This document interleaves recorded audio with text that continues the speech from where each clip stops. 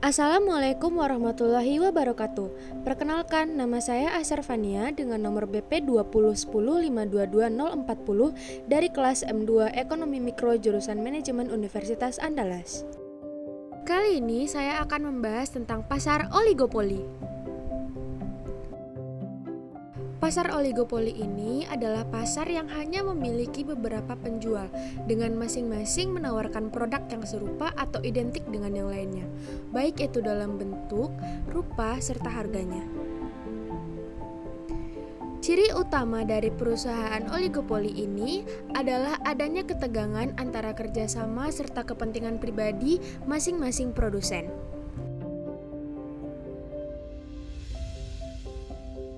Karakteristik pasar oligopoli.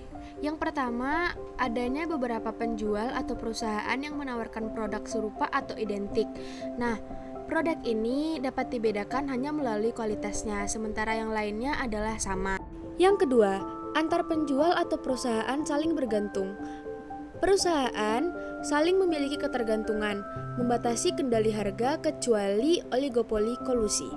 Yang ketiga adalah banyak hambatan untuk masuk.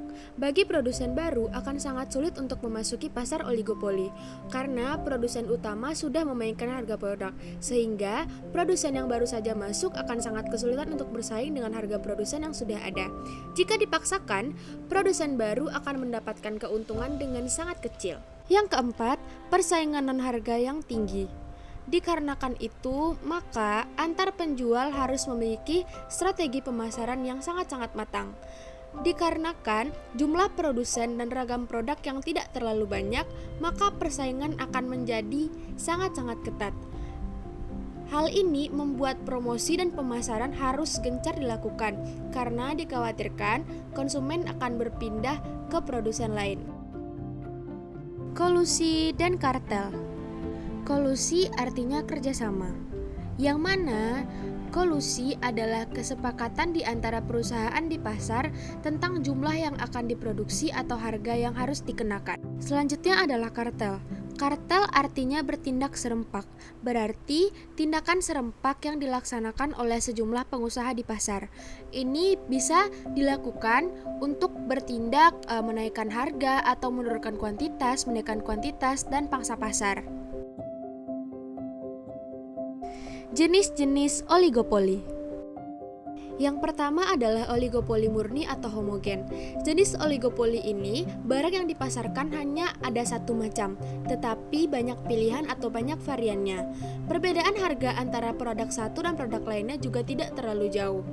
Jenis ini memiliki kecenderungan untuk berpatok pada produsen utama, entah itu dalam keputusan kebijakan perubahan harga dan lain. Oligopoli terdiferensiasi ini maksudnya adalah jenis pasar yang menjual satu jenis barang namun tingkat harganya berbeda-beda. Contohnya seperti smartphone. Produsen smartphone tidak terlalu banyak tetapi konsumennya ada banyak, dan juga produknya meskipun hanya smartphone saja tetapi harganya cukup berbeda antara satu produsen dengan produsen lainnya. Serta kualitas dan spesifikasi yang ditawarkan pun juga. Yang ketiga adalah oligopoli non-kolusi. Pada oligopoli ini adanya kompetisi harga antar penjual. Maksudnya adalah jika ada produsen yang ingin memainkan harga, maka ia perlu melihat perkembangan produsen lain sebagai kompetitor usaha. Berbeda dengan oligopoli non-kolusi tadi, oligopoli kolusi adalah sebaiknya, di mana produsen bekerja sama ketika mereka akan menaikkan harga produk atau tetap membiarkan harganya stagnan. Kelemahan pasar oligopoli. Yang pertama, produsen yang baru sulit masuk, dikarenakan produsen yang sudah ada bersaing dengan harga, dan juga persaingan itu sangat ketat sehingga akan membuat produsen baru kesulitan menyeimbangi dengan produsen yang sudah ada. Yang kedua, produsen utama sangat mempengaruhi pasar. Contohnya, ketika produsen utama menaikkan harga atau menurunkan harga, maka produsen yang lain juga harus menyesuaikan dengan produsen utama.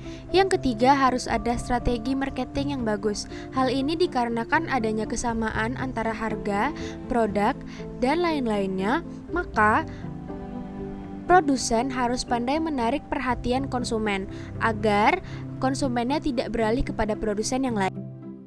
Sekian penjelasan pasar oligopoli dari saya. Assalamualaikum warahmatullahi wabarakatuh.